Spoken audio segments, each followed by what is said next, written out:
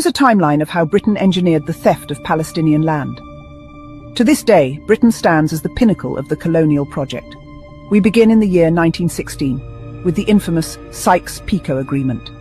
This was a secret deal between Britain and France to carve up lands controlled by the Ottoman Empire, all while deceiving the Arabs into revolting for independence. Palestine was placed under international administration, and Greater Syria was fractured. In the year 1917, we see the Balfour Declaration. This was the result of a century of evangelical Protestant ideology, which saw Britain as divinely mandated to bring Jews to the land of Palestine. Britain promised to support the establishment of a so-called Jewish national home in Palestine. No mention was made of the rights of the indigenous Arab population. From 1921 to 1922, Britain was granted the mandate over Palestine. New borders were drawn, separating Palestine from Syria and Lebanon, severing historical land ties. Throughout the 1920s and 30s, forced sales began. British regulations barred non-residents from owning land in Mandate Palestine.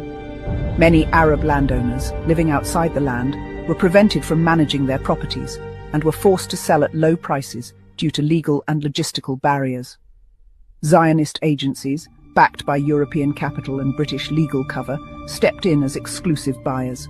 Between 1936 and 1939, Britain introduced the Land Transfer Ordinance. These stricter laws were said to regulate land sales, but in practice, they formalized mass land transfers to Zionist organizations while ignoring the displacement of Palestinian peasant farmers.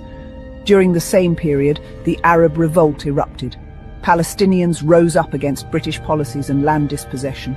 Britain brutally suppressed the revolt with executions, home demolitions and curfews, all while continuing to arm and train Jewish militias. In 1947, the United Nations Partition Plan was proposed. The vast lands acquired under British facilitation now formed the backbone of the proposed Jewish state.